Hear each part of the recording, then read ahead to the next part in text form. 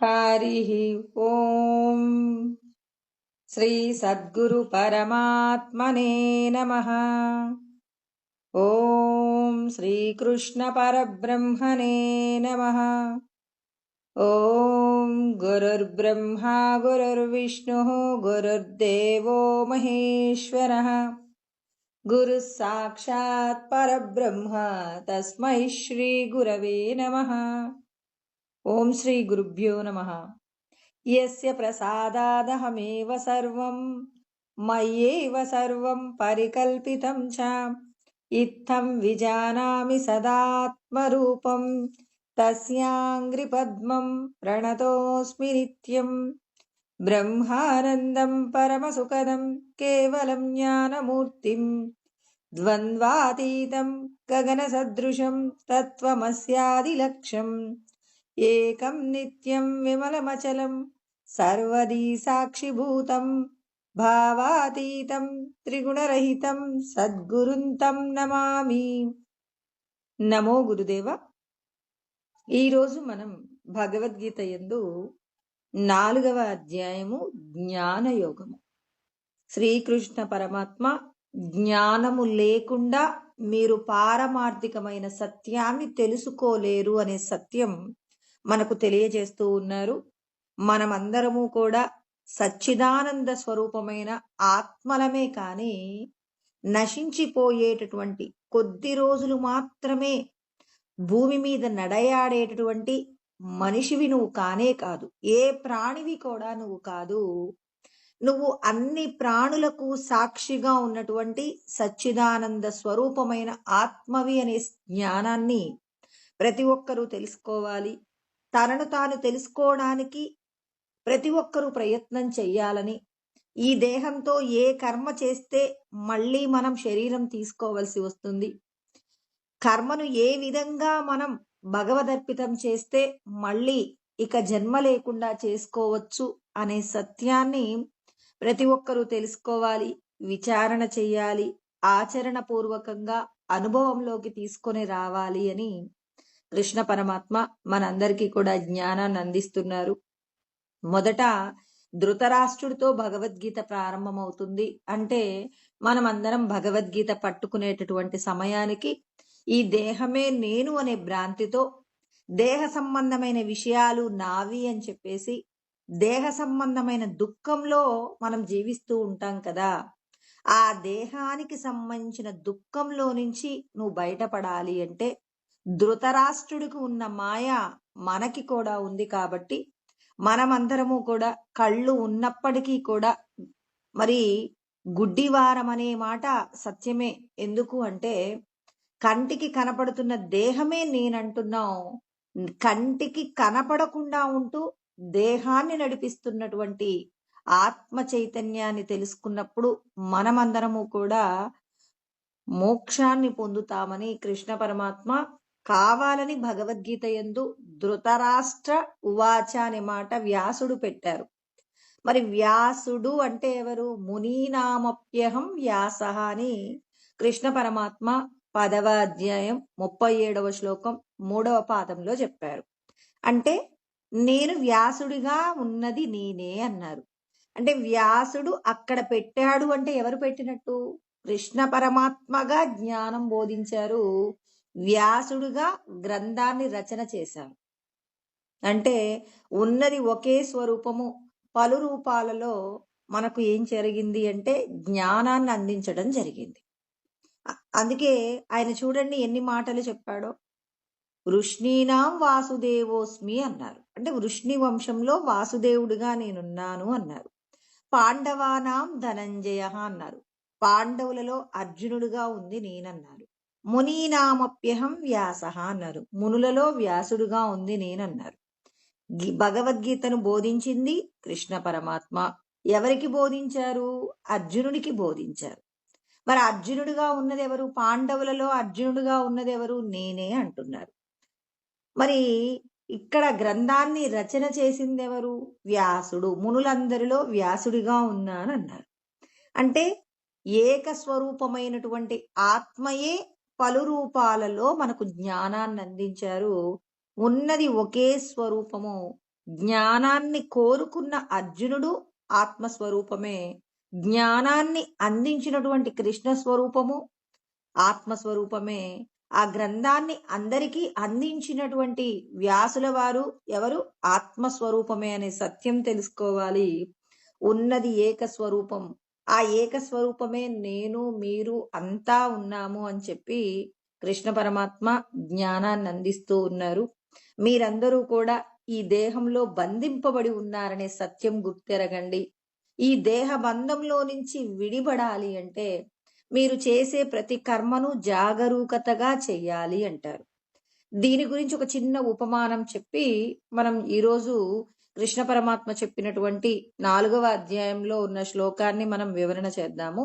ఏంటంటే అందరికీ తెలిసినటువంటిదే, కానీ అందులో చెప్పబడినటువంటి విషయాన్ని మనం సవివరంగా విచారణ చేసినప్పుడు మనం ఎలా కర్మ నుండి బయటపడగలమో అర్థం చేసుకోవచ్చు అన్నమాట. ఒక సన్యాసి గారు ఒకరింటికి భోజనానికి వెళ్ళారనమాట. ధనవంతుల కుటుంబం ఇంటికి భోజనానికి వెళ్ళారు. గురువు గారు శిష్యులు అందరూ కలిసి వెళ్ళారు.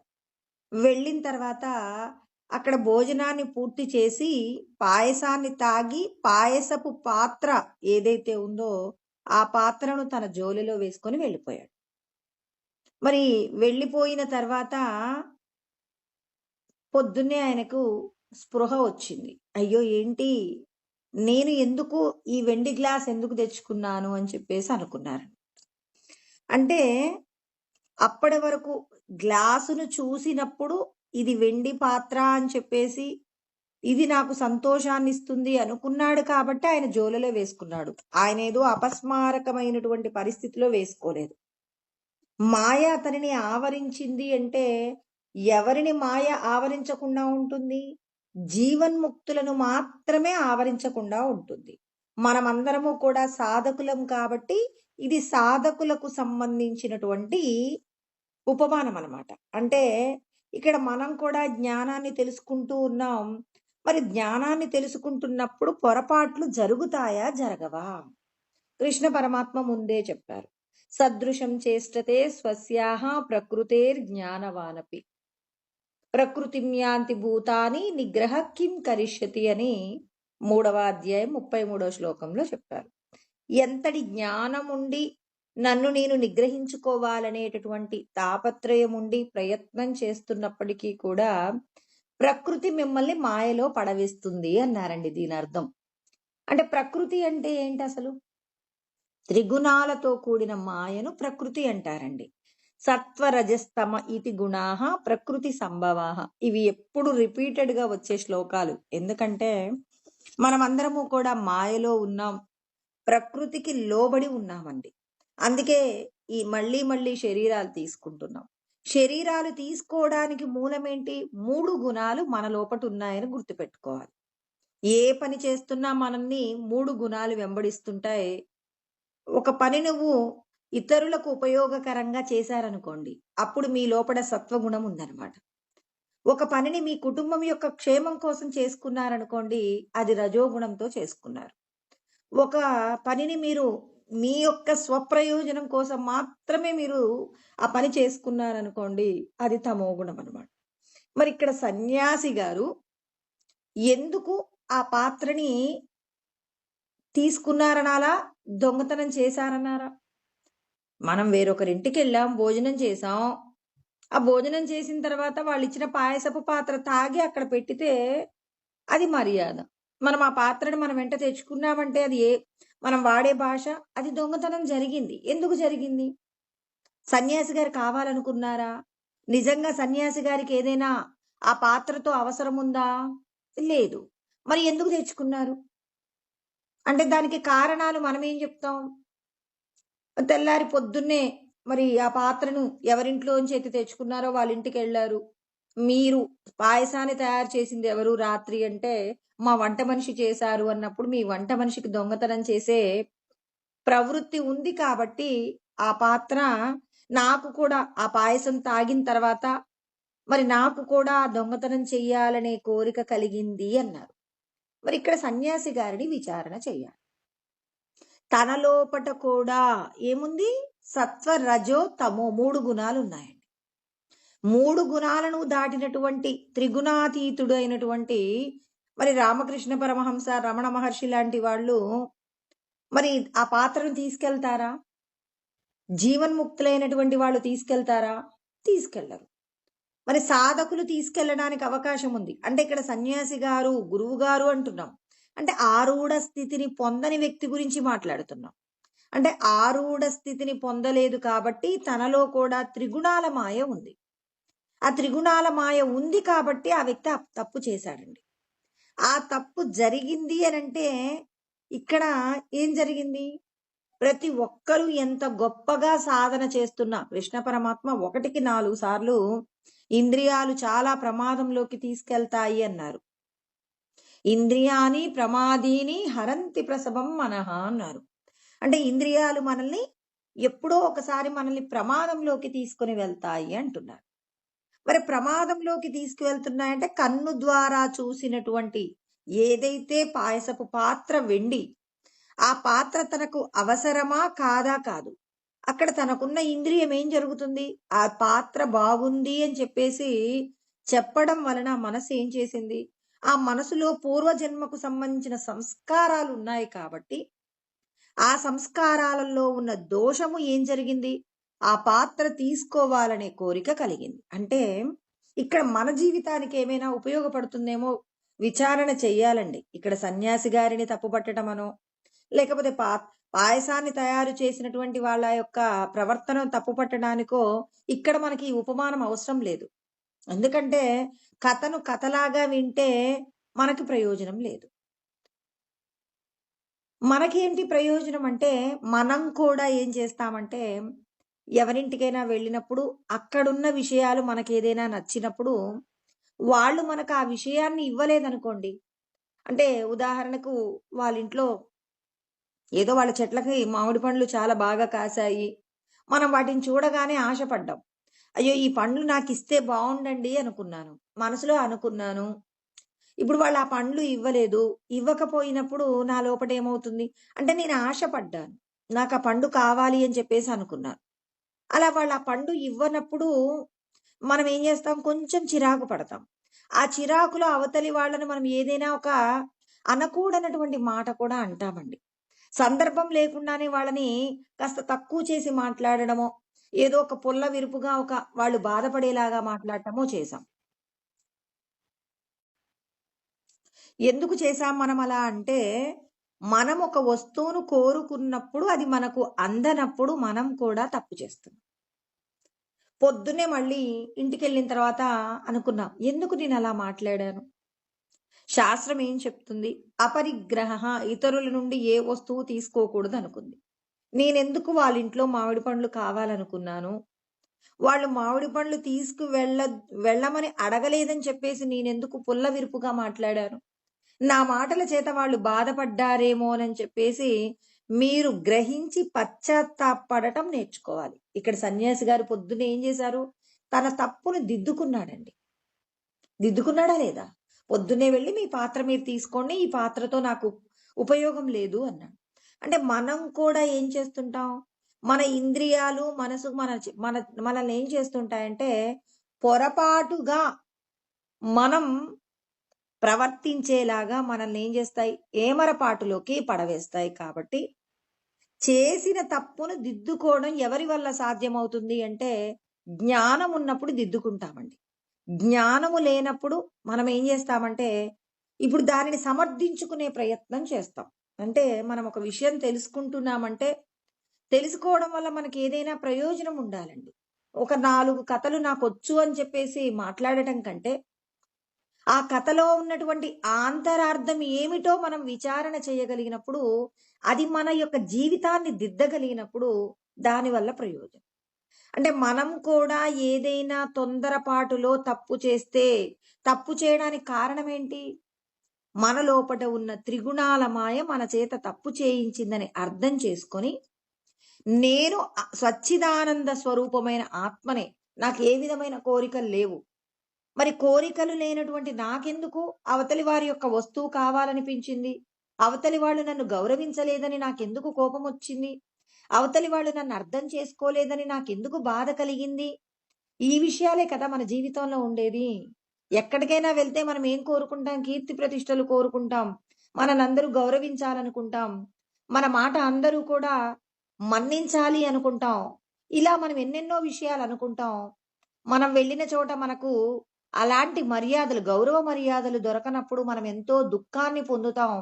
ఆ దుఃఖంలో మనం చెయ్యకూడనటువంటి విధంగా కూడా ప్రవర్తిస్తాం. మరి ఇలా ప్రవర్తించిన ప్రవర్తన వలన ఎవరో ఒకరు బాధపడతారు. బాధపడటం వల్ల మనకేం జరుగుతుంది? అంటే అక్కడ మనం వేరొకరిని బాధ పెట్టడం వలన, ఆ బాధ వలన వాళ్ళు గనక చాలా పరితాపాన్ని పొందితే, ఆ పరితాపానికి మనకేమవుతుందంటే, మనం మంచి పనులు చేసి సంపాదించిన పుణ్యమంతా కూడా వాళ్ళ ఖాతాలో ధారపోసామనమాట. ఎన్ని సార్లు పోస్తాం మనం? అంటే మన మాట చేత ఎవరైతే బాధపడ్డారో, వాళ్ళు ఎన్ని సార్లు బాధపడితే అన్ని సార్లు భగవంతుడు మన ఖాతాలో ఉన్నటువంటి పుణ్యాన్నంతా తీసేస్తుంటాడు. అందుకే మాటంటే చాలా ఖరీదైనటువంటి వస్తువుగా చెప్తారనమాట. ఒక వస్తువుని సంపాదించడం చాలా తక్కువ సమయం పడుతుంది, తక్కువ ఖర్చవుతుందేమో కానీ, పెదవి నుండి వచ్చినటువంటి మాట ఏదైతే ఉందో, అది మనల్ని చాలా దుఃఖానికి గురి చేస్తుంది. అందుకే మాటకి చాలా విలువ ఉంటుంది అని చెప్పేసి మనకు ఉపనిషత్తుల యందు కూడా చెప్పారు. మౌనం అనేది చాలా విలువైనటువంటి వస్తువు అని చెప్పేసి మనకు ఉపనిషత్తులలో కూడా తెలుసుకున్నాం కాబట్టి, అందుకే ఇక్కడ పరమాత్మ మనందరికీ జ్ఞానబోధ చేస్తున్నారు. భగవంతుడి యొక్క జ్ఞానం ఉన్నప్పుడు నేనెందుకు అలా ప్రవర్తించానని మీరు విచారణ చేసుకోవచ్చు. అప్పటికప్పుడు మీరు ఒకవేళ తప్పు చేసినా, ఆ తప్పును దిద్దుకోగలిగినటువంటి సమర్థత ఎవరికి ఉంటుందంటే, నేను సచ్చిదానంద స్వరూపమైన ఆత్మని అనే జ్ఞానము నీకున్నప్పుడు, నేను ఆత్మనైనప్పుడు నాకు ఎవరి వలనైనా కీర్తి ప్రతిష్టలు కావాలా? లేకపోతే నాకేదైనా వస్తువు కావాలా అంటే, నా దగ్గర లేని వస్తువు ఏమీ లేదు అనేటటువంటి జ్ఞానం కలిగినప్పుడు ఏమవుతామంటే, దేహ సంబంధమైన విషయాలలో మనకు భగవంతుడు అంటే మనం పూర్వజన్మల్లో చేసిన కర్మను బట్టి మనకెంతైతే రావాలో అంతే వస్తుందండి. అందుకే పెద్దవాళ్ళు ఓ మాట అంటారు. ఏమంటారు? మనం ఏదైనా ఒక వస్తువుని అంటే ఏమంటారు? ఒక పెద్ద ధాన్యపు ధాన్యపు రాశిలో మనం పడుకున్నప్పటికీ కూడా మనకు ఎంత అంటాలో అంతే అంటుతుంది అని చెప్పేసి పెద్దవాళ్ళు అంటారనమాట. అంటే ఈశ్వరుడు మనకి ఎంత ఇస్తాడు అనేది మనం చేసుకున్న పుణ్యకర్మలు, పాపకర్మలు ఏవైతే ఉంటాయో వాటిని బట్టి మాత్రమే భగవంతుడు ఇస్తాడండి. మనం ఎంతో సంపాదించుకుంటాం. సంవత్సరం మొత్తంలో ఎంతో కష్టపడి ఒక 10 లక్షలు సంపాదించామనుకోండి. అందులో మనకి ఏ కొద్ది మొత్తమో ఒక 10,000, 20,000 మిగిలితే, అయ్యో చూడు ఇన్ని లక్షల రూపాయలు సంపాదించాము ఈ సంవత్సరంలో. అవన్నీ ఖర్చుల నిమిత్తం వెళ్ళిపోయాయి. చివరగా మనకు మిగిలిన లాభం ఎంత అంటే 10,000 అని చెప్పి నిర్ఘాంత పడిపోతాం. ఎందుకట్లా జరుగుతుందంటే, మనం చేసిన కర్మల యొక్క ఫలితమే మనకు అందుతుంది తప్ప, మనం ఎంత కోరుకున్నప్పటికీ కూడా ఈశ్వరుడు ఇవ్వాలి అంటే నువ్వు చేసింది, ఇతరులకు నువ్వు కొంత పెట్టింది ఉన్నప్పుడు మాత్రమే నీ యొక్క ఐశ్వర్యమునందు మిగులుబాటు కూడా ఉంటుంది అనే సత్యం తెలుసుకోవాలి. అంటే నాణ్యం గుణేభ్యః కర్తారం యదా ద్రష్టాను పశ్యతి అని కృష్ణ పరమాత్మ 14వ అధ్యాయంలో 19వ శ్లోకంలో చెప్పారు. అంటే మనందరికీ ఇది రావాలి. ఏం రావాలి? మనం ఒక కర్మ చేసినప్పుడు నేను చేశానా? త్రిగుణాల మాయతో కూడినటువంటి మరి ఆ ప్రకృతి చేయించిందా అని విచారణ చేయటం రావాలండి. అది రాకుండా నాకు జ్ఞానమొచ్చు, జ్ఞానం తెలుసు అంటే దానివల్ల పెద్దగా ప్రయోజనం ఉండదు.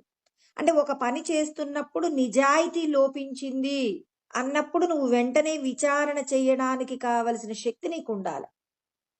నేనిప్పుడు ఒక పనిని చేశాను. ఈ పని చేయడం వల్ల ఎవరికి లాభమొచ్చింది? నాకు లాభమొచ్చింది అనుకున్నాననుకోండి.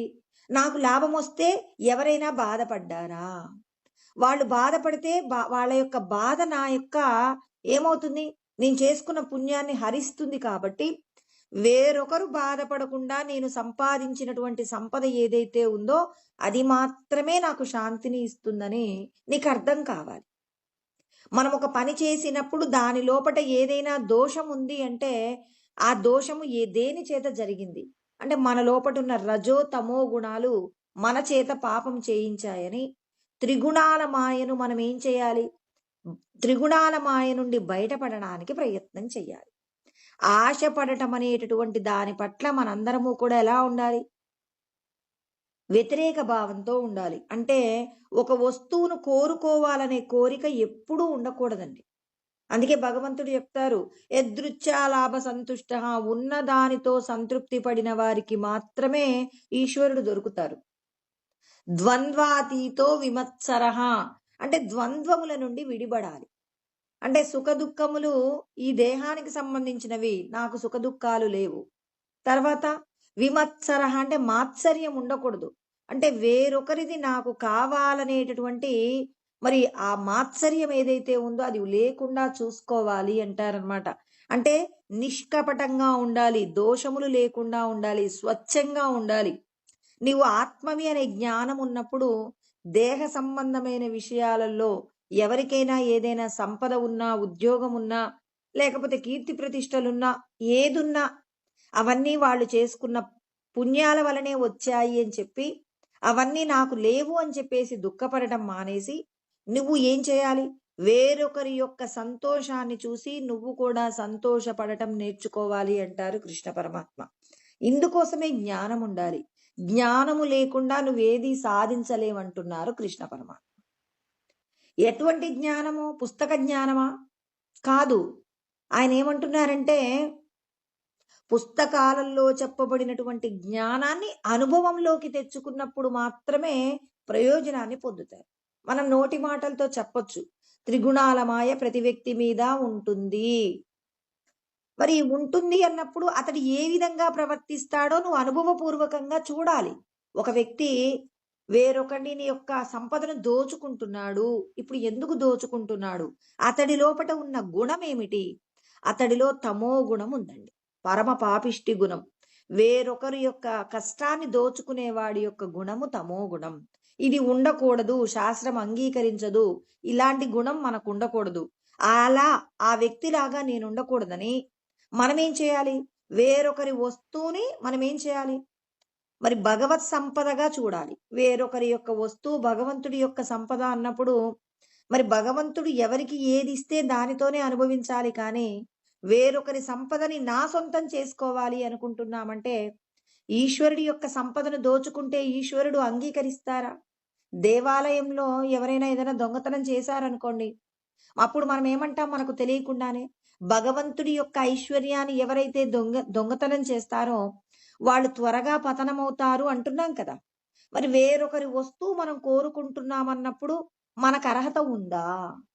వేరొకరి వస్తువు మనది కాదు కదా. భగవంతుడి యొక్క ఐశ్వర్యం మనం కోరకూడదు. భగవంతుడి ఐశ్వర్యాన్ని మనం కోరుకున్నట్లయితే మరి మన యొక్క పతనం తొందరలోనే ఉంటుందన్నప్పుడు మనం ఏం చేస్తామంటే మనకు అవసరం లేదని మన లోపట ఉన్న తమో గుణాన్ని అణిచివేశాం. మరి అప్పుడు మనకేమనిపిస్తుంది? భార్యా బిడ్డల కోసం అవసరం అనిపిస్తుంది. భార్యా బిడ్డల కోసం ఈశ్వరుడు ఎంత మనకిచ్చాడో ఇచ్చిన దానితోనే తృప్తిగా ఉండాలే తప్ప మనం కోరుకోకూడదు అని చెప్పేసి మనం ఈశ్వరుడి యొక్క శాసనాన్ని గౌరవించామనుకోండి, అంటే వేరొకరి యొక్క సంపద అన్నప్పుడు అది ఈశ్వరుడి యొక్క సొత్తులాగా చూడటం నేర్చుకోవాలి. ఒక వస్తువు వేరొకరింట్లో పండు ఉందండి, ఆ పండు నాది కాదు, ఈశ్వరుడి యొక్క సొత్తు. ఈశ్వరుడు ఎవరికి ఇవ్వాలనుకుంటారో వాళ్ళకే ఇస్తారు.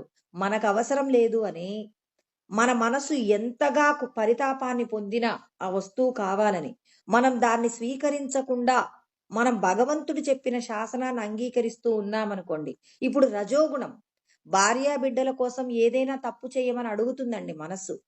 కానీ భగవంతుడు శాస్త్రం నందు చెప్పబడిందే సత్యమని నమ్మిన వాళ్ళు భార్యా బిడ్డల కోసం కూడా పాపం చెయ్యకుండా ఉంటారు. అంటే రజోగుణాన్ని కూడా అణిచివేస్తున్నారనమాట. సత్వగుణం తనకున్న దానిలోనే తాను అనుభవిస్తూ ఇతరులకు కూడా కొంత పెట్టే ప్రయత్నం చేస్తున్నప్పుడు అతడు సత్వగుణంలోకి వెళ్ళిపోతారు. అంటే జ్ఞానం ఉన్నప్పుడు మనని మనం దిద్దుకోవాలి.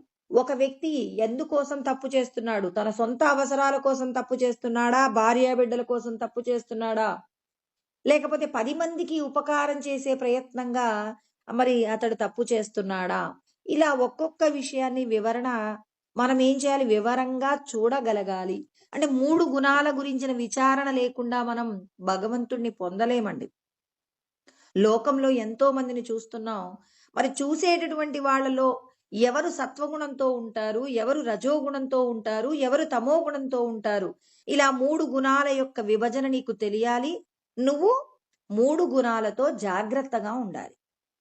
నువ్వొక పని చేసేటప్పుడు ఇది ఎవరికి లాభం కలుగుతుంది, ఇతరులకు మేలు కలిగేలాగా జరుగుతుందంటే అది నిజంగా నీ యొక్క శ్రేయస్సు అని తెలుసుకోమంటున్నారు పరమాత్మ. అందుకే కృష్ణ పరమాత్మ చెప్పిన శ్లోకం ఏంటి? యదా యదా హి ధర్మస్య గ్లానిర్భవతి భారత అభ్యుత్థానమ ధర్మస్య తదాత్మానం సృజామ్యహం అన్నారు. అంటే పరమాత్మ ఏమంటున్నారు? ధర్మానికి హాని జరిగినప్పుడు నన్ను నేను ఏం చేస్తాను? సృష్టి చేసుకుంటాను అంటున్నారు. అంటే ఇక్కడ పరమాత్మ చెప్పే మాటను మనం చాలా జాగ్రత్తగా గ్రహించాలి.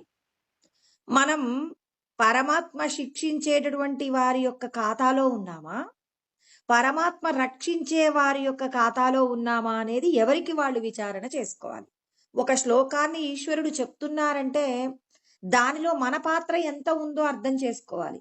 భగవంతుడు ఎవరైతే ధర్మానికి హాని చేస్తారో, ధర్మానికి హాని అంటే ఇతరుల యొక్క సంపదను దోచుకోవడం, ఇతరులను మాటల చేత బాధ పెట్టడం, ఇతరులను మన చేతల చేత బాధ పెట్టడం, ఇలా ఇతరుల యొక్క వస్తువులను మనం దొంగిలించడం, ఇలాంటి విషయాలు మనం చేస్తున్నామా?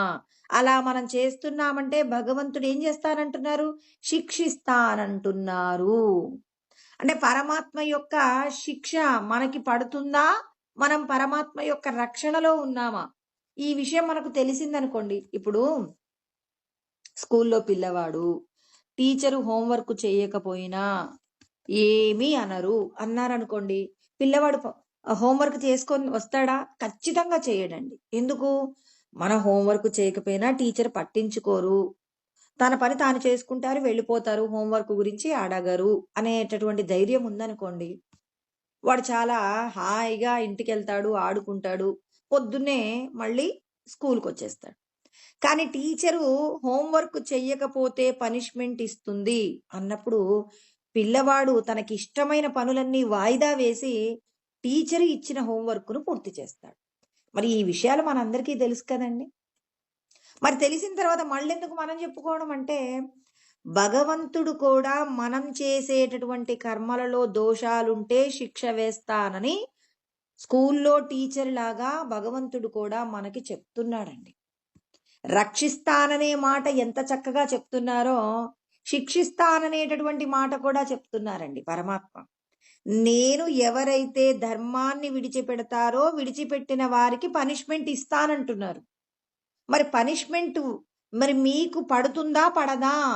ఒకవేళ మీరేదైనా తప్పు చేసి ఉంటే మీరేం చేయొచ్చు? స్వామి తెలుసో తెలియకో తప్పు చేశాను స్వామి మన్నించండి అని పశ్చాత్తాపంతో గనక పరమాత్మను అడిగితే పరమాత్మ ఏం చేస్తాడు? నేను ఖచ్చితంగా క్షమిస్తానంటున్నాడు. చెప్పారా లేదా? భగవద్గీతలో ఎక్కడైనా చెప్పారా అంటే 2 చోట్ల చెప్పారండి. ఇదే 4వ అధ్యాయంలో 36వ శ్లోకంలో చెప్పారు. అపిచేదసి పాపేభ్యః సర్వేభ్యః పాపకృత్తమః సర్వం జ్ఞానప్లవేనైవ వృజినం సంతరిష్యసి అంటారు. ఈశ్వరుడు మీరు ఏది చేసినా చేసిన దానిని తప్పు అని తెలుసుకున్న తర్వాత పశ్చాత్తాపాన్ని పొందితే నేను రక్షణ చేస్తాననే మాట మనందరికీ కూడా చెప్తున్నారు. భగవంతుడు కరుణామయుడు అనటానికి ఇదేనండి. 1000 భ్రూణ హత్యలు చేసినప్పటికీ కూడా స్వామి నేను అజ్ఞానము చేత తప్పు చేశాను, ఇక తిరిగి ఏనాటికి అటువంటి పాపపు కార్యాన్ని చెయ్యను స్వామి అని పశ్చాత్తాపాన్ని పొందితే గనక వారిని నేను రక్షిస్తాను అని పరమాత్మ అంటున్నారు. 9వ అధ్యాయం 30-31 శ్లోకంలో కూడా చెప్పారు. ఎంతటి పాపము చేసిన వారైనా నేను చేసింది తప్పు అని చెప్పేసి క్షమాపణ కోరి పశ్చాత్తాపాన్ని పొంది నన్ను భజిస్తారో వారికి నేనేం చేస్తాను? క్షిప్రం భవతి ధర్మాత్మ శాశ్వత్ శాంతిం నిగచ్చతి అన్నారు. మిమ్మల్ని నేను రక్షిస్తానంటున్నారు, తొందరగా రక్షిస్తానంటున్నారు. శాశ్వతమైన శాంతిని పొందడానికి మీకు నేను చేయూతనిస్తాను అంటున్నారు. అంటే భగవంతుడు మనందరికీ ఏం చెప్తున్నారు? పాపం చేయమని చెప్తున్నారా? చేసిన పాపానికి పశ్చాత్తాపపడమని చెప్తున్నారా? చేసిన పాపానికి పశ్చాత్తాపాన్ని పొందితే నేను మిమ్మల్ని రక్షిస్తాను అంటున్నారు. నిరంతరం ధర్మంగా ఉండేటటువంటి వ్యక్తి కంటే కూడా తప్పు చేసిన వాడు నేను చేసింది తప్పు అని తెలుసుకుంటే మిమ్మల్ని నేను తొందరగా రక్షిస్తానంటున్నారు. ఇలాంటి మాట అన్నప్పుడు ధర్మంగా ఉండేవారికి కోపం వస్తుంది. అయ్యో మేమేనాడు తప్పు చేయలేదండి, తప్పు చేయని వాడికేమో చాలా ఎక్కువ సమయం తీసుకుంటారా మాకు ముక్తిని ప్రసాదించడానికి?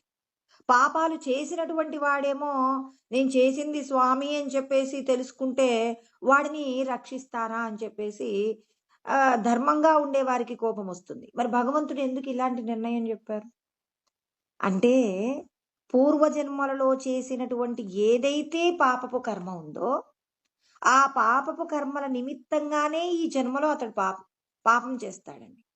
ఎప్పుడైతే పూర్వజన్మలలో చేసినటువంటి పుణ్యము పైకి వస్తుందో అప్పుడు ఇతడేం చేస్తాడు? నేను చేసింది తప్పు అని తెలుసుకుంటాడు. చూడండి, పూర్వజన్మలలో చేసిన పాపపు కర్మ ఇతని చేత పాపం చేయించింది. పూర్వజన్మలలో చేసినటువంటి పుణ్యపు కర్మ ఏదైతే ఉందో అతను చేసిన దాన్ని తప్పు అని ఒప్పుకునేలాగా చేసిందంటే ఈశ్వరుడు ఏమంటున్నారు? చేసిన తప్పుకు పనిష్మెంట్ ఉంటుంది. అదేవిధంగా చేసినటువంటి పుణ్యానికి కూడా, మంచి పనికి కూడా మిమ్మల్ని నేనేం చేస్తాను? రక్షిస్తాను అంటున్నారు. అంటే మనందరి యొక్క జీవితాలు ఏమై ఉన్నాయి? పూర్వజన్మలలో చేసినటువంటి పాపపుణ్య కర్మలు ఈ జన్మ ప్రయత్నం అనే విషయాలు కలబోస్తే మన జీవితాలండి. అందుకే కొంతమంది చూడండి, తప్పు చేశాను అని ఒప్పుకోవడానికి అస్సలే మనసు అంగీకరించదు. చేసిన తప్పును వాడు మన్నించమని అడుగుతున్నాడంటే ఎంతటి పశ్చాత్తాపాన్ని పొందుతాడండి. పశ్చాత్తాపానికి మించిన పరిహారమే లేదంటారు కృష్ణ పరమాత్మ. ఒక వ్యక్తి తాను తప్పు చేశానని ఒప్పుకుంటాడా? ఇప్పుడు మన రావణాసురుడు ఉన్నాడండి, చాలా పాపాలు చేశాడు. మరి ఇన్ని పాపాలు చేసి మరి నేను చాలా మంది హితబోధ చెప్తారు. హనుమంతుడి దగ్గర నుంచి ప్రారంభిస్తే చాలా మంది అతనికి నువ్వు చేసింది తప్పు అని చెప్పేసి శ్రీరాముడు ముందు ఒప్పుకోమంటే తన లోపట ఉన్న అహంకారము అతని చేత పశ్చాత్తాపాన్ని పొందేలాగా చేయకపోగా పాపాన్ని కూడా ఒప్పుకోడండి. నేను చేస్తుంది తప్పు అని ఒప్పుకోవాలి అంటే మరి అతని లోపట ఎంతో పరివర్తన ఉండాలి. అంటే పూర్వము అతను చేసినటువంటి కర్మలలో ఎంతో పుణ్యము ఉంటే తప్ప ఇతడు తాను చేసింది తప్పు అని ఒప్పుకోవడానికి కావలసిన మనస్సు ఈశ్వరుడు ఇవ్వడు అనే సత్యం తెలుసుకోవాలి. ఈశ్వరుడు ఒక వ్యక్తి తప్పులు చేసిన వ్యక్తికి క్షమించమని అడగగలిగిన మనస్సును ఎవరివ్వాలి? మళ్ళీ ఈశ్వరుడే ఇవ్వాలండి. ఒక వ్యక్తి పాపం చేశాడు, అతను పాపం చేసేసి స్వామి నన్ను క్షమించండి అంటే, క్షమించండి అనాలి అంటే పశ్చాత్తాపంతో కూడినటువంటి మనస్తాపం ఉండాలి అతనికి. అలా ఉండాలి అంటే అతడు చేసినటువంటి పాపముల కంటే అతడు చేసినటువంటి పుణ్యపు రాశి కొన్ని వందల వేల రెట్లు ఎక్కువగా ఉంటే అతన్ని ఈశ్వరుడు రక్షించడానికి సిద్ధంగా ఉంటాడు. ఈ సత్యం మర్చిపోకూడదండి. భగవంతుడు తప్పు చేసిన వారు పశ్చాత్తాపడితే క్షమిస్తానని చెప్పాడు. మరి అలాంటప్పుడు మనం కూడా తప్పులు చేసేద్దాం, మరి మనల్ని కూడా ఏదో ఒక రోజు మేము కూడా పశ్చాత్తాపం కోరతామంటే ఏనాటికి జరగదు. మీరు చేసిన పాపపు కర్మలన్నింటికీ కూడా శిక్షను అనుభవించేంత వరకు ఈశ్వరుని ముందు మీరు నేను తప్పు చేశానని ఒప్పుకోవడానికి కావలసిన మానసికమైనటువంటి పరిపక్వత నీకు కలగనే కలగదు. గుర్తుపెట్టుకోవాలి. ఈశ్వరుడు కేవలం తప్పు చేసిన వాడిని క్షమిస్తాను అంటున్నాడంటే ఆ క్షమాపణ చేసిన పాపము కంటే కొన్ని వేల రెట్ల పుణ్యం అతని ఖాతాలో ఉండాలి. అంటే అన్ని పుణ్యకర్మలు చేసి ఉన్న వ్యక్తికి మాత్రమే పశ్చాత్తాపడగలిగినటువంటి శక్తిని ఈశ్వరుడు అందిస్తారు. అంటే లోపట ఒక మాట కృష్ణ పరమాత్మ చెప్పారంటే లోపట చాలా రహస్యాలు ఉంటాయండి. ఈ రహస్యాలన్నీ అర్థం చేసుకోకుండా పైకి కృష్ణుడు మాట్లాడిన మాటల్ని చూసి అయ్యో నేను కూడా తప్పులు చేస్తాను క్షమించండి అంటానంటే నోటితో పలికే మాటలు కానే కాదు. అతను ఒక పుణ్యం చేయాలంటే ఎన్ని త్యాగాలు ఉండాలండి. ఒక పని మనకు పుణ్యం కావాలి అంటే అందులో మనం ఎంత సంపదను త్యాగం చేయాలి, ఎన్నో రకాల విషయాలు త్యాగం చెయ్యాలండి. ఆ త్యాగంతోనే పరమాత్మ పుణ్యాన్ని ఇస్తాడు తప్ప, త్యాగం లేకుండా జీవితంలో భగవంతుడు పుణ్యమేమి ఇవ్వడు.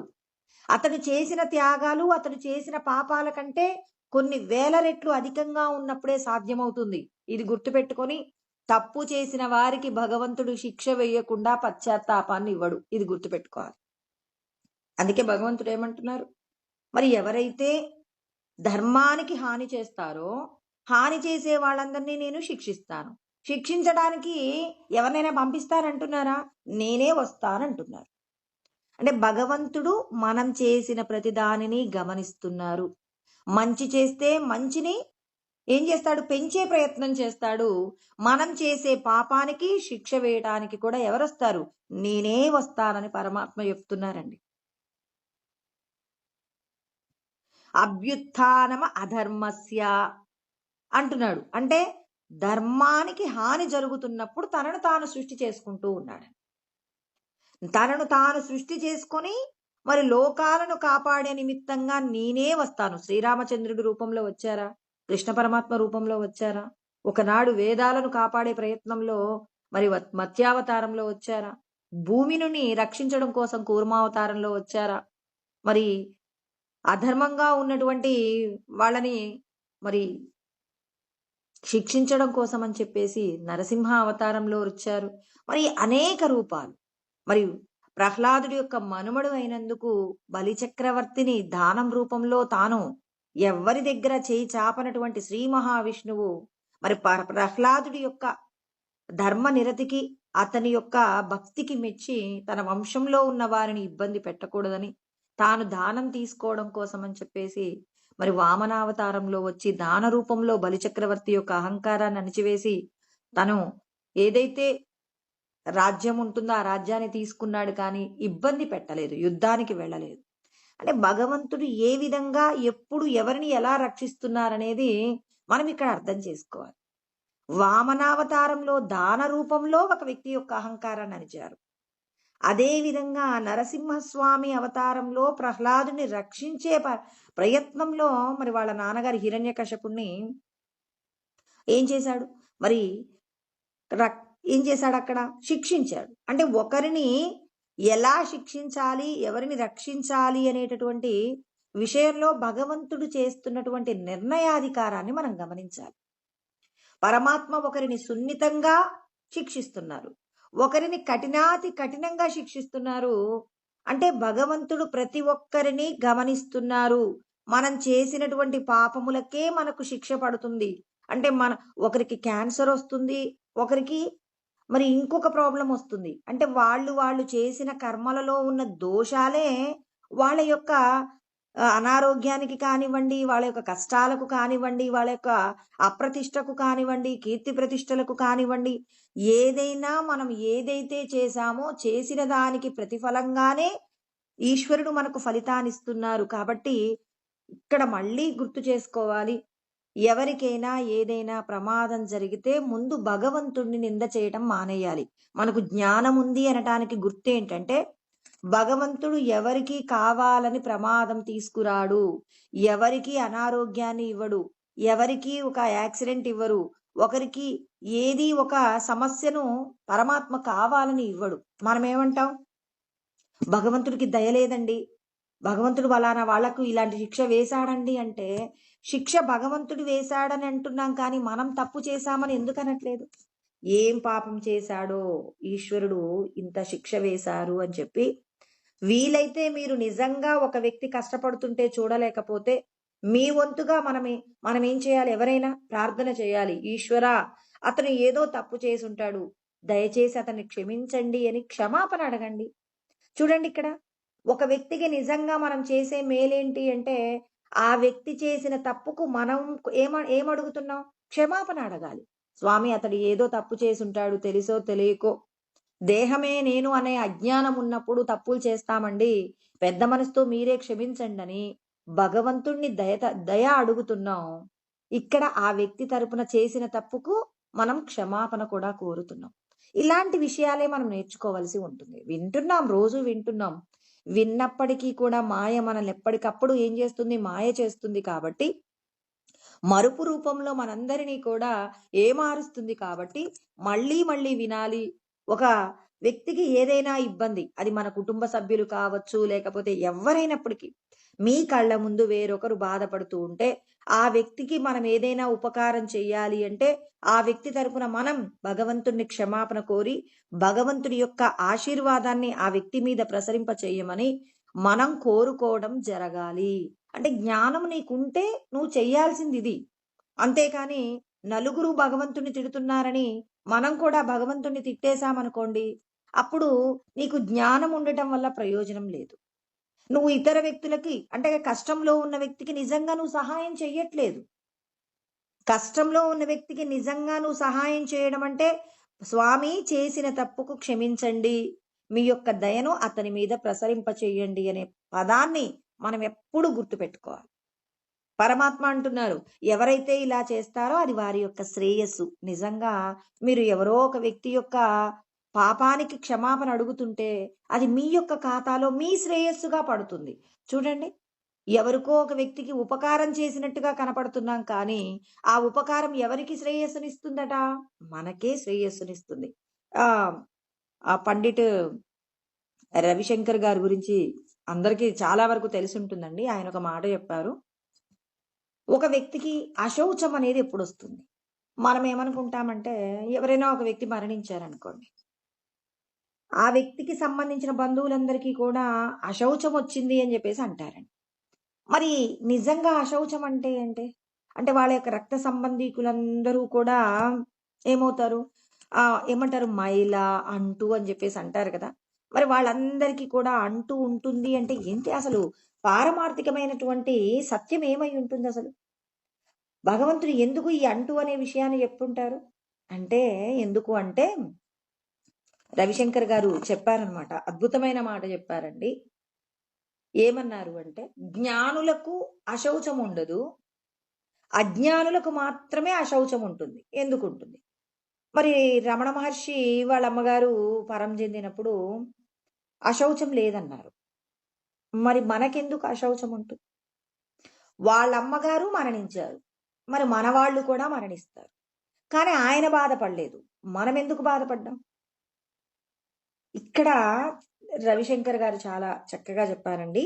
ఏమన్నారంటే, మన వాళ్ళు అంటే దేహ సంబంధమైనటువంటి వాళ్ళు ఎవరైనా మరణించారనుకోండి, మరణించినప్పుడు మనం ఏం చేస్తామంటే వాళ్లకు సంబంధించినటువంటి విషయాలన్నీ గుర్తు చేసుకుంటాం. ఇప్పుడు మా తాతగారు చనిపోయారనుకోండి, ఇప్పుడు మా తాతగారితో నాకున్నటువంటి అనుబంధం ఏదైతే ఉందో ఆ అనుబంధానికి సంబంధించిన విషయాలన్నీ నేను నెమర వేసుకుంటూ ఏం చేస్తాను? బాధపడుతూ ఉంటాను.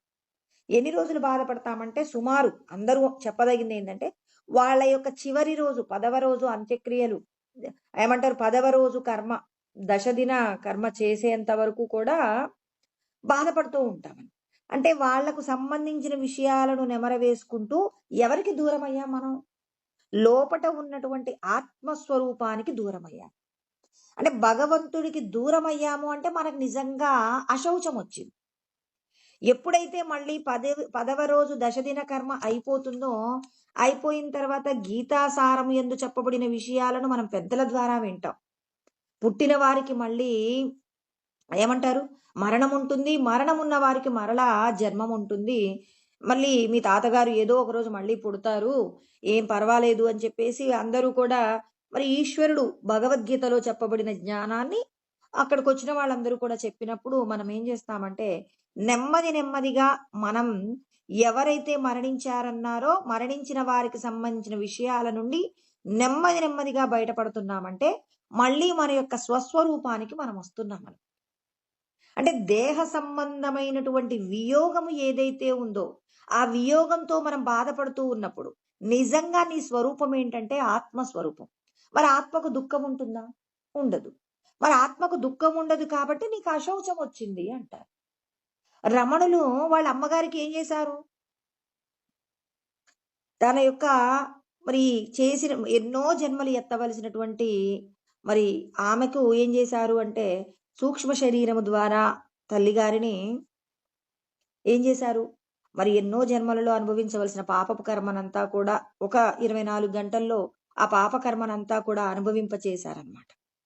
అనుభవింపచేసి ఆమె మోక్షాన్ని పొందేలాగా రమణులు ఆమెకి మోక్షాన్ని ఇచ్చారు. అంటే బంధ విముక్తి ఇచ్చారు. ఈ విషయం గురించి చాలామంది రమణుల్ని విమర్శ చేశారు. వాళ్ళ అమ్మగారికి కాబట్టి ముక్తిని ప్రసాదించారు. వేరొకరికైతే ప్రసాదిస్తారా అంటే, ఆయన చాలా మందికి ఒక ఆవుగా వచ్చినటువంటి లక్ష్మి అనేటటువంటి ఆవుకి, తర్వాత మరి జాక్ అనేటటువంటి ఒక కుక్కకి, ఒక కాకికి ఇలా ఎంతో మందికి దేహబంధంలో నుంచి విడుదల ఇచ్చారు. మరి వాళ్ళ అమ్మగారికి ప్రత్యేకంగా ఎందుకు ఇచ్చారు అంటే, మనం ఇదివరకు కూడా చెప్పుకున్నామండి.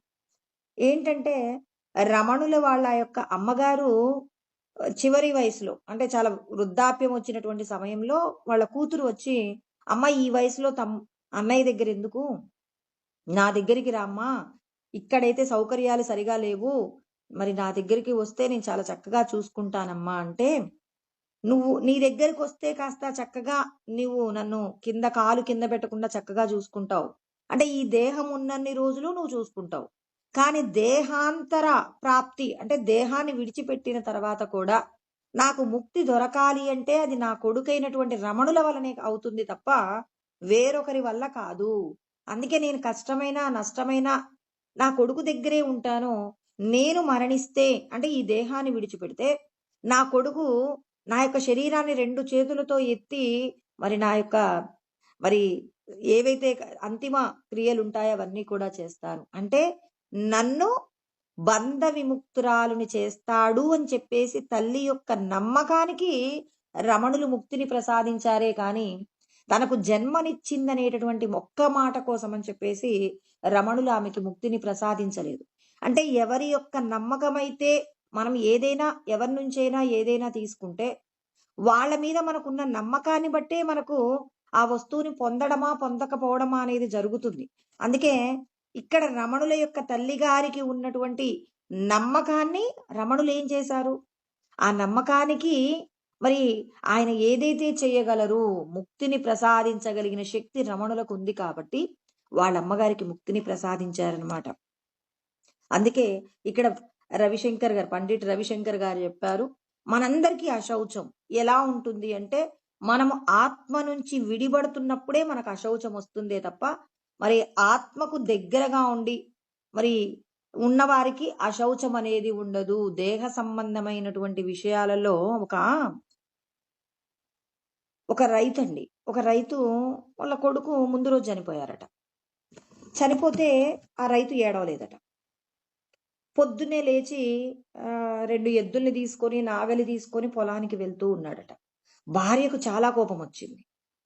చనిపోయింది మన పిల్లవాడు, నిన్న పిల్లవాడు చనిపోయి వాడికి ఒక అంత్యక్రియలన్నీ జరుగుతున్నా గమనిస్తూనే ఉన్నాను, మీరు మాత్రం ఒక్కసారి కూడా ఏడవలేదు, అంత నిర్దయగా ఎలా ఉన్నారు, మరి నీ కొడుకు మీద నీకు ప్రేమ లేదా అంటే నువ్వు వాడు బ్రతికున్నన్ని రోజులు నాకంటే నువ్వే ప్రేమగా చూసుకున్నావు, మరి ఆ పిల్లవాడు వెళ్ళిపోతే నీకు ఏమాత్రం బాధ లేదా, నువ్వు మనిషివి కాదా, రాయివా అని చెప్పేసి భార్య భర్తను నింద చేస్తుందండి. తల్లిగా కొడుకు మీద చాలా వాత్సల్యం ఉంటుంది కదా, ఆ వాత్సల్యం చేత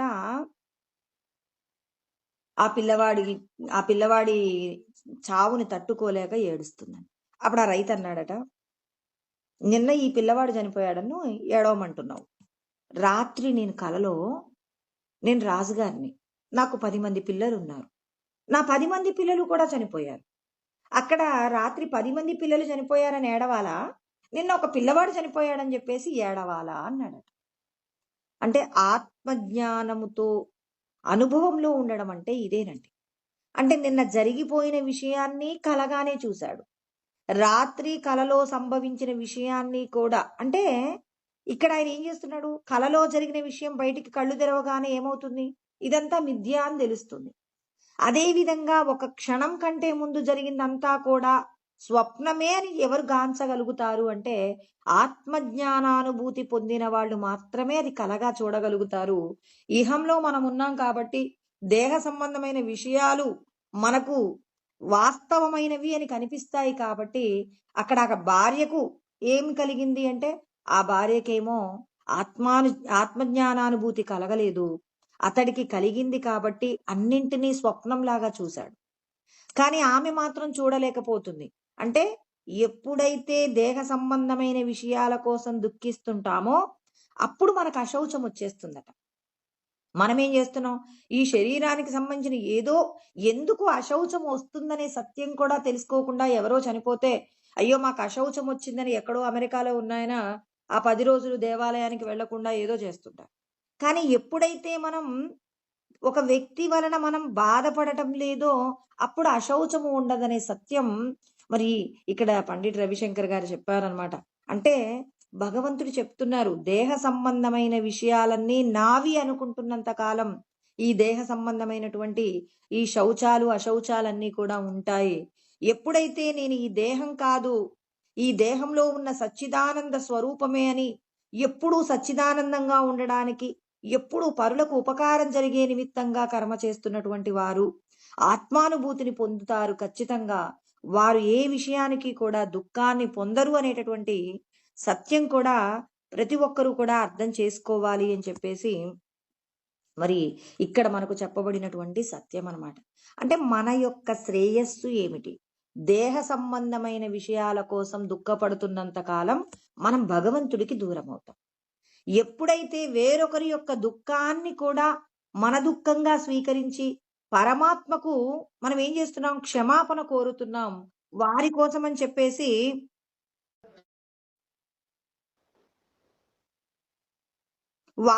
అని చెప్పేసి మనం బాధపడుతూ భగవంతుడికి మనం ఏం చేస్తున్నాం?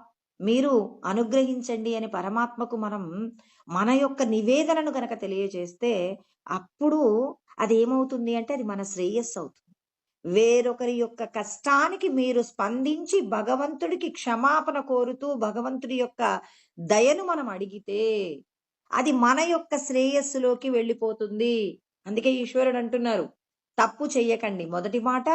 రెండవది, వేరొకరి యొక్క కష్టానికి మీరు ఏం చేస్తారు? భగవంతుడిని ఏం చేస్తారు? క్షమాపణ అడగండి. ఆ క్షమాపణతో పాటుగా భగవంతుడి యొక్క అనుగ్రహాన్ని కూడా ప్రసరింప చేయమని ఈశ్వరుడిని కోరడం ద్వారా మన యొక్క శ్రేయస్సు పెరుగుతుంది. మన యొక్క శ్రేయస్సులో పరమాత్మ ఏం చేస్తాడు? ఆయనతో ఐక్యం కావడానికి కావలసిన స్థితిని ప్రసాదిస్తారు.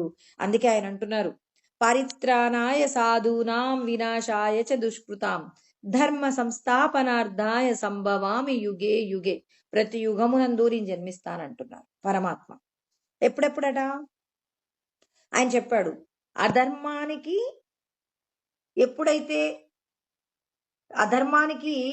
ఎప్పుడైతే ప్రవృద్ధి ఉంటుందో, అంటే అధర్మాన్ని పోషించే వాళ్ళు పెరుగుతుంటారో, ధర్మాన్ని రక్షించే వాళ్లకు ఎప్పుడైతే కష్టం కలుగుతుందో, పరిత్రాణాయ సాధూనాం, సాధు పురుషులు. మరి సాధు పురుషులు అంటే సన్యాసుల గురించే మాట్లాడారా ఇక్కడ? ఎవరైతే ధర్మాన్ని కాపాడే ప్రయత్నం చేస్తారో, ధర్మం అంటే మన శ్రేయస్సు అండి. శ్రేయస్సు అంటే ధర్మమే.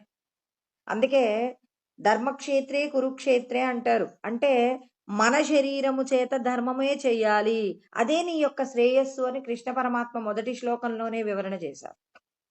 ఇక్కడ ధృతరాష్ట్రుడు అడిగినట్టుగా ఉంటుంది, కానీ అక్కడ చెప్పబడినటువంటి సత్యం ఏంటి? నీ క్షేత్రము, నీ శరీరము చేత ధర్మాన్ని చెయ్యి అంటున్నారు. అంటే ధర్మము అంటే ఏంటి? ఇతరులకు మేలు చెయ్యడమే ధర్మము. అంటే బంధువులకు మేలు చేస్తూ మరి వేరొక కులం వారికి వీళ్ళందరికీ కూడా హాని చేయడమా? కాదు. సృష్టిలో ఉన్న 84 లక్షల రకాల ఉపాధులకు నీ వంతుగా ఎంతైతే ఉపకారం చేయగలవో అలా ఉపకారం చేయడం ధర్మం. అది నీ యొక్క శ్రేయస్సు అంటున్నారు కృష్ణ పరమాత్మ. అందుకే సత్పురుషులు, సాధువులు అంటే ఇక్కడ కులం గురించి మాట్లాడారా పరమాత్మ? స్త్రీల గురించి మాట్లాడారా? పురుషుల గురించి మాట్లాడారా? ఒక జాతి గురించి మాట్లాడారా? ఒక వర్ణం గురించి మాట్లాడారా? ఎవరి గురించి మాట్లాడరా? మంచిని ఎవరైతే పెంచి పోషిస్తుంటారో వాళ్ళందరి యొక్క కర్మలన్నీ కూడా ఏమవుతాయి? ధర్మంతో కూడినటువంటి కర్మలుగా మారిపోతాయి అంటున్నారు కృష్ణ పరమ. అంటే ఎవరైతే సాధు పురుషులు ఉంటారో, సాధు పురుషులు అంటే ధర్మాన్ని రక్షించడం. ధర్మాన్ని రక్షించడం అంటే ఇతరులకు ఉపకారం చేసే వాళ్ళు ఎవరైతే ఉంటారో వాళ్ళందరూ కూడా సాధువులే అంటున్నారు. పరిత్రాణాయ సాధూనాం వినాశాయ చ దుష్కృతాం. ఎవరైతే ధర్మాన్ని అణిచివేస్తున్నారో, అణిచివేసేవాళ్ళు అంటే ఎవరు? పాపపు కార్యములను చేసేటటువంటి వారు. ఎవరైతే పాపపు కర్మలు చేస్తూ ఉన్నారో, పాపపు కర్మలు చేసే వాళ్ళందరినీ శిక్షిస్తాను. ఇతరులకు ఉపకారం చేసే వాళ్ళందరినీ రక్షిస్తాను. ఇంకా ధర్మ సంస్థాపనార్థాయ, అంటే ధర్మాన్ని భూమి మీద స్థాపించడం కోసం, అంటే అందరి యొక్క క్షేమాన్ని నేనేం చేస్తుంటాను, నిరంతరము కూడా నేను కోరుకుంటూ ఉంటాను. అంటే ఈశ్వరుడు ఏం చెప్తున్నారు, నేను అందరి యొక్క క్షేమాన్ని కోరుకుంటాను. కొంతమంది యొక్క క్షేమం కోరుకుంటానంటున్నాడా పరమాత్మ? పుట్టిన ప్రతి ప్రాణి యొక్క క్షేమాన్నే కోరుకుంటాను. ఎంతటి పాపము చేసిన వాడినైనా, చేసింది తప్పు అని పశ్చాత్తాపడితే రక్షిస్తానంటున్నారంటే, ప్రతి ఒక్కరికి భగవంతుడు తప్పు చేసిన వాడికి కూడా అవకాశం ఇస్తూనే ఉంటాడు. ఎందుకు ఇస్తుంటాడు? ఎంతమందిని పంపించారండి? శ్రీరామచంద్రుడు రావణాసురుడి మీద యుద్ధం చేయడానికంటే పూర్వము ఎన్నో అవకాశాలు ఇస్తారు. తన తప్పును ఒప్పుకొని తన భార్యను తనకు అప్పజెప్పమని అనేక అవకాశాలు ఇస్తారు. చివరికి కొంతమంది ఏమంటారు, గూఢచారులు వీళ్ళ యొక్క సైన్యంలో ఎంతమంది ఉన్నారు, తర్వాత మరి వాళ్ళు ఏ ఏ ఏమంటారు దానికి సంబంధించి యుద్ధం చేయడానికి ఏ విధమైనటువంటి అస్త్రములు శస్త్రములు ఉన్నాయి, ఈ విషయాలన్నీ తెలుసుకోవడం కోసం అని చెప్పి మరి లంక నుంచి కొంతమంది వస్తారనమాట. కొంతమంది మారువేషంలో వచ్చి శ్రీరామచంద్రుడి యొక్క సైన్యంలో చేరి అన్ని విషయాలు కూడా గమనిస్తూ ఉంటారు. అలా గమనిస్తూ ఉన్నప్పుడు అక్కడ విభీషణుడు ఉంటాడు కదా, విభీషణుడు లంకలో ఉన్న వాళ్ళని గుర్తుపట్టారనమాట. గుర్తుపట్టి వాళ్ళని తీసుకొచ్చి శ్రీరామచంద్రుడికి అప్పచెప్తే అప్పుడు శ్రీరామచంద్రుడు అన్నాడట, వీళ్ళనేమి అనకండి, వాళ్ళ పనిని వాళ్ళు చేయనియండి అని చెప్పేసి వాళ్ళకి వీళ్ళ సైన్యంలో ఎవరెవరు ఉన్నారు, ఏ ఏ అస్త్రాలు ఉన్నాయి, ఏ ఏ శస్త్రములు ఉన్నాయి, అవన్నీ కూడా సవివరంగా తెలియజేయండి. తెలియజేసిన తర్వాత వాళ్ళని పంపించండి. వాళ్ళు వెళ్ళి రావణాసురుడికి చెప్తారు అని చెప్పి. చూడండి, యుద్ధము ధర్మయుద్ధం అంటే మనం ఏం చేస్తాం, మన యొక్క రహస్యాలన్నీ కూడా అవతలి వాళ్ళ మీద విజయం పొందడానికి మనకు సంబంధించిన సైన్యంలో ఎన్నో రహస్యాలు భద్రపరుచుకుంటాం కదా. కానీ శ్రీరామచంద్రుడు చూడండి, వాళ్ళ దగ్గర ఉన్న అస్త్రములు శస్త్రములు అన్ని తేటతెల్లం చేశారు. ఎంతమంది సైన్యం ఉన్నారో ఆ సైన్యానికి సంబంధించిన వివరాలు కూడా రావణాసురుడికి తెలియజేసేలాగా అవకాశాన్ని ఇవ్వమని చెప్పాడనమాట. ఎవరైనా అలా ఉంటారా? ధర్మంగా ఉండేవాళ్ళు అలా ఉంటారు. శ్రీరామచంద్రుడు అంటే ధర్మం అని ఎందుకంటారంటే, వాళ్ళ యొక్క యుద్ధ రహస్యాలు తెలుసుకోవడానికి వచ్చిన వారికి కూడా రహస్యాలన్నీ తేటతెల్లం చేయగలిగినటువంటి గొప్ప వ్యక్తిత్వం ఉన్నటువంటి వారు కాబట్టే శ్రీరామచంద్రుడిని మరి ధర్మానికి ప్రతీక అని చెప్పేసి చెప్తారు. మరి వాళ్ళకి కూడా ఏం చేశాడు, రావణాసురుడి దగ్గరికి వెళ్ళి శ్రీరామచంద్రుడి దగ్గర ఉన్నటువంటి ప్రతి విషయాన్ని కూడా తెలియజేస్తారు. ఎందుకు తెలియజేస్తారు? ఎందుకు అంటే మరి ఇక్కడ ఉన్న విషయాలన్నీ తెలిసినప్పుడైనా అతడు భయపడతాడేమో, భయపడి అప్పటికైనా పశ్చాత్తాపాన్ని పొందుతాడేమో. అంటే క్షమించడానికి ఈశ్వరుడు ఎప్పుడు కూడా సిద్ధంగా ఉంటాడు. అంటే మనకి కూడా ధర్మం తెలిస్తే అవతలి వ్యక్తి తప్పు చేశానన్నప్పుడు తప్పును క్షమించడానికి కావలసినటువంటి విధంగా మన యొక్క మనసును ఏం చేయాలి, సిద్ధం చేసుకోవాలన్నమాట. ధర్మం రక్షించడం అంటే అవతలి వ్యక్తి తప్పు చేస్తే నేను క్షమించను అనటానికి వీల్లేదు. తప్పు చేశాను అంటే క్షమించడానికి సిద్ధంగా ఉండాలి. అలా మన మానసిక పరిపక్వత మనకు కలిగేలాగా మనమందరం ప్రయత్నం చేయాలన్నమాట. ధర్మాన్ని కాపాడుతానంటే తప్పు చేసిన వారిని శిక్షించడానికి సిద్ధంగా ఉండాలి. తప్పు చేసిన వారు ఎవరైనా నేను చేసింది తప్పన్నప్పుడు క్షమించడానికి కూడా ఎవరైతే సిద్ధపడతారో వారు మాత్రమే ధర్మరక్షకులు అవుతారు. ఇదే విషయాన్ని ఇక్కడ పరమాత్మ చెప్తున్నారు. నేను ధర్మాన్ని రక్షించడానికి సిద్ధంగా ఉంటాను. శ్రీరామచంద్రుడికి ఏమైనా కోపం ఉందా? అయ్యో నా భార్యను తీసుకెళ్లారు, వాడిని ఖచ్చితంగా శిక్షించే వెళ్ళాలి, రావణాసురుడిని చంపందే నేను ఆ భార్యను తీసుకొచ్చుకోను అన్నాడా? ఎన్నో అవకాశాలు ఇచ్చారండి. రామాయణాన్ని మనం అధ్యయనం చేస్తే శ్రీరామచంద్రుడు ఇచ్చిన అవకాశాలు, అతడు తెలుసు రావణాసురుడు పరమ పాపాలు చేశాడని తెలిసినప్పటికీ కూడా అతన్ని క్షమించడానికే సిద్ధంగా ఉన్నాడు. కానీ రావణాసురుడి యొక్క అహం ఏం చేసింది, అతడు ఏ విధంగానైనా తాను కోరుకున్నది తాను పొందాలి అంటే శ్రీరామచంద్రుని చంపైనా తాను కోరుకున్న వస్తువుని తాను పొందాలి అనుకున్నాడు. అందుకే ఎంతమంది ఎన్ని విషయాలు చెప్పినా తన లోపట ఉన్న తన అహం ఎందుకు కలిగిందండి? తనొక వస్తువును కోరుకున్నాడు. ఆ కోరుకున్నటువంటి వస్తువు తనకి దొరకాలి అంటే ఏం చేయాలి?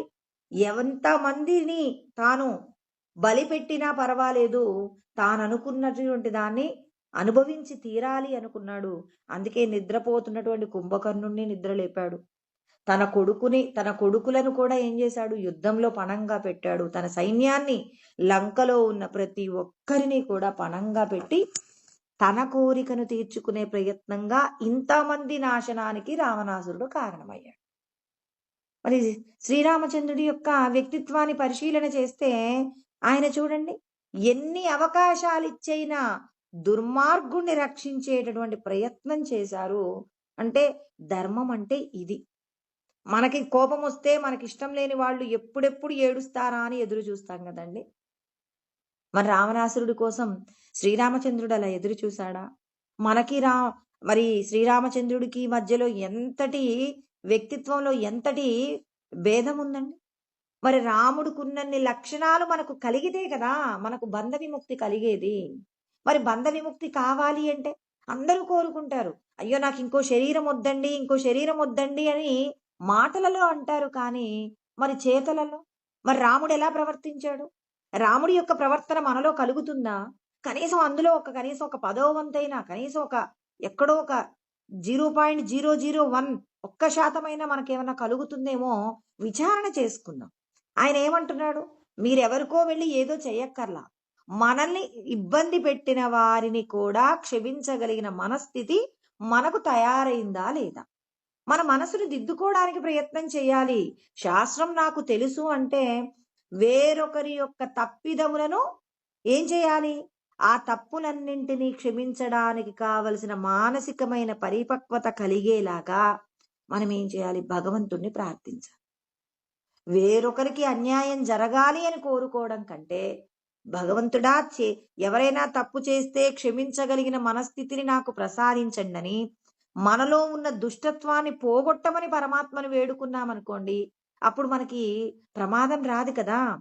ఇప్పుడు వేరొకరెవరో మనల్ని ఇబ్బంది పెట్టారండి. ఇబ్బంది పెట్టినటువంటి వ్యక్తికి ఏదో చెడు జరిగింది. ఇప్పుడు మనం సంతోషపడతాం. కానీ దాని వలన నువ్వు ఎక్కువ ఆనందం పొందుతావా? ఒక వ్యక్తి తప్పు చేసిన తర్వాత ఆ తప్పును కూడా మనం క్షమించగలిగి మన మనసు బాధపడకుండా ఉన్నప్పుడు అప్పుడు మనం ఎక్కువ సంతోషపడతామా? అంటే నిజంగా మన సంతోషం ఎక్కడుందంటే మనల్ని ఇబ్బంది పెట్టినటువంటి వ్యక్తి యొక్క క్షేమాన్ని కూడా మనం కోరుకొని అవతలి వ్యక్తి చేసిన తప్పును కూడా క్షమించగలిగినంత గొప్ప మానసిక స్థితిని ప్రసాదించమని వేడుకున్నామనుకోండి, అప్పుడు మనం భగవంతుడి దగ్గరికి వెళ్ళడానికి కావలసిన స్థితి మనకు వస్తుంది. ఆ పరిస్థితి మనకు రావాలి. వేరొకరి యొక్క పతనం చేత మనం ఆనందం పొందామనుకోండి, అది ఇంకా ఏమవుతుంది? మనల్ని బాధ పెట్టిన వాళ్ళందరికీ ఇవాళ చెడు జరిగింది, రేపు ఇంకొకరు బాధ పెట్టారు, ఇంకొకరిని ఏం కోరుకుంటాం? నా దగ్గర శక్తి ఉంది, వాడు పతనమైపోవాలంటాం. అంటే లోకాన్నంతా నిన్ను బాధ పెట్టిన ప్రతి ఒక్కరూ నశించిపోవటం నువ్వు కోరుకుంటున్నావంటే నీకు ధర్మం తెలియదని గుర్తు. ధర్మం తెలుసు అంటే ఏం చేయాలి? ఇక్కడ అవతలి వ్యక్తి యొక్క లోపాలను కూడా నువ్వేం చేయాలి? క్షమించగలిగినటువంటి శక్తిని ప్రసాదించమని ఇక్కడ భగవంతుణ్ణి వేడుకోవాలి. అంటే భగవంతుడికి మనం చేసే ప్రార్థన ఏం కావాలి? స్వామి, ఎవరైనా తప్పు చేస్తే ఆ తప్పుని నేను మన్నించగలిగిన పెద్ద మనసును ప్రసాదించమన్నప్పుడు మనం ఏమవుతాం? భగవంతుడికి చేరువవుతాం. పలానా వ్యక్తి తప్పు చేశాడు, వాడిని క్షమించకూడదు అని చెప్పేసి నువ్వు భగవంతుడికి ప్రార్థన చేస్తుంటే అప్పుడు నువ్వు భగవంతుడికి ఎందుకు దగ్గర అవుతావు? మనం ఎంతసేపు మనం భగవంతుడికి దగ్గర అవ్వడానికే ప్రయత్నం చేయాలి, కానీ భగవంతుడికి దూరం అయ్యే లక్షణాలు మనం సంపాదించుకోకూడదండి. లోకమన్న తర్వాత మనం పూర్వజన్మల్లో చేసిన పాపపు కర్మలు, ఏవైతే పుణ్యకర్మలు ఉన్నాయో పుణ్యకర్మలు మనల్ని కొంతమందికి దగ్గర చేరుస్తాయి, పాపకర్మలు మనల్ని కొంతమందికి దూరం చేస్తాయి. కాబట్టి ఇక్కడ భగవంతుడు ప్రతి ఒక్కరికి కూడా జ్ఞానోదయం చేయిస్తున్నాడు. మీ లోపట ఉన్నటువంటి గొప్ప లక్షణం ఏంటంటే ఎవరినైనా క్షమించగలిగినటువంటి మానసిక పరిపక్వత ప్రసాదించమని ఈశ్వరుడిని కోరుకోవాలని మనకు కృష్ణ పరమాత్మ చెప్తున్నాడు. అంటే నిజంగా మన యొక్క శ్రేయస్సు కోసం మనం ప్రయత్నం చేయాలి కానీ వేరొకరి యొక్క పతనం మనకెందుకండి? ఎవరు చేసిన తప్పుకు వాళ్ళు ఖచ్చితంగా శిక్ష అనుభవిస్తారు. కానీ ఎవరినైనా క్షమించగలిగిన మానసిక పరిపక్వత ప్రసాదించమని మనం ఈశ్వరుడిని వేడుకున్నప్పుడు మనం భగవంతుడికి దగ్గరవుతాం. మనం భగవంతుడితో లయం కావాలంటే మనకు రావలసినది ఏంటి లక్షణం? ఇతరులను క్షమించగలిగిన లక్షణం మనకుండాలి. శ్రీరామచంద్రుడికి ఆ లక్షణం ఉందా లేదా? శ్రీరామచంద్రుడు ఎన్ని అవకాశాలు ఇచ్చినా ఆ అవకాశాలను వినియోగించుకోనందువలన శ్రీరామచంద్రుడు తప్పని పరిస్థితిలో చంపాడు. చంపిన తర్వాత కూడా నేను చంపానన్నాడా? అతని యొక్క అహంకారమే అతన్ని చంపింది తప్ప నేను అతన్ని చంపలేదన్నాడు. చూడండి, వేరొకరి యొక్క అధికారాన్ని, వేరొకరి యొక్క ప్రాణాన్ని నేను హరించానని శ్రీరామచంద్రుడు చెప్పలేదు. మనమైతే అల్పులం కాబట్టి చూసారా నాకు అన్యాయం చేశారు, అతడు పతనమైపోయాడంట. అంటే ఇక్కడ నువ్వేం కోరుకుంటున్నావు? ఈ దేహమే నేను అనే భావన మనకుంది. ఆ దేహ భావన చేత నన్ను ఇబ్బంది పెట్టిన వారు ఇబ్బంది పడ్డారు. కానీ మరి ఇక్కడ శ్రీరామచంద్రుడు నిజంగా సీతమ్మ తల్లిని తీసుకెళ్తే బాధపడలేదా? అతడు బాధపడిన సన్నివేశాలు ఎన్ని చూసాం? ఎన్ని సందర్భాలలో శ్రీరామచంద్రుడు ఎంత దుఃఖాన్ని పొందాడు, సీతమ్మ తల్లి లేనటువంటి వేదన ఎంత పొందాడు. ఇన్ని పొందినప్పటికీ కూడా రావణాసురుణ్ణి క్షమించే ప్రయత్నమే చేశాడు. అతని తప్పుకు అతడు మరణించినా నేను చంపానని అనలేదు. అంటే మనం నేర్చుకోవాలి, అలా నేర్చుకోవాలి. కృష్ణ పరమాత్మ అదే చెప్తున్నారు. ఏమంటున్నారు? నిజంగా నీ శ్రేయస్సు వేరొకరిని క్షమించడంలోనే నీ శ్రేయస్సు ఉంది తప్ప వేరొకరిని శిక్షించమని నువ్వు అడుగుతున్నావంటే నీకు ఇంకా ఈశ్వరుడి యొక్క జ్ఞానము అర్థం కాలేదు. ఈశ్వరుడి యొక్క జ్ఞానం అంటే ఏంటి? నేను ఆత్మస్వరూపమే అన్నప్పుడు, నాకు ఏ విధమైనటువంటి అహంకార మమకారాలు లేవు అన్నప్పుడు, శ్రీరామచంద్రుడికి వైరాగ్యం కలిగిన తర్వాత వశిష్ఠుడు జ్ఞానబోధ చేశారు కదండి. మరి ఆ జ్ఞానబోధయే తనని అంత ధీరుడిగా నిలబడేలాగా చేసింది. మనకి కూడా అంతటి స్థితి సంపాదించుకోవాలి.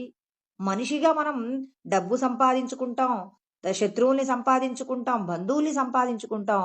అదే విధంగా పరమాత్మ అంటున్నారు, ఇవన్నీ సంపాదించుకోవడం కంటే ఇతరులు చేసినటువంటి తప్పులకు క్షమించడం నేర్చుకోండి ఫస్ట్. ఇతరుల యొక్క పాపములకు శిక్ష వేయమనటం కాకుండా వారి యొక్క తప్పులకు మీరు మన్నన అడగగలిగితే అవతలి వారి యొక్క పాపాన్ని కూడా క్షమించగలిగినటువంటి మానసికమైన స్థితిని ప్రసాదించమని ఈశ్వరుడిని వేడుకోవాలి.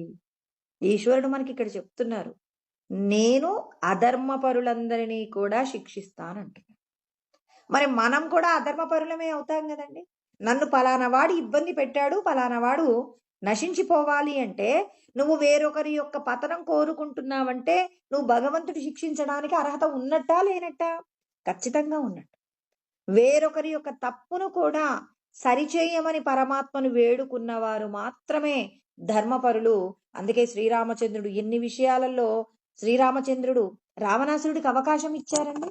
రావణాసురుడికి ఇచ్చినటువంటి అవకాశాలు మనం కూడా ఇవ్వాలి అంటే అంత మానసిక పరిపక్వత మనకు కలగాలి. ఈ దేహం నేను కాదు అన్నప్పుడు దీనికి సంబంధించిన ఏ విషయాలైనా, ఈ దేహానికి సంబంధించి కొంతమంది విమర్శిస్తారు, కొంతమంది మనల్ని పొగుడుతారు. ఈ పొగడ్తా తర్వాత విమర్శ రెండూ కూడా మనవి కాదు.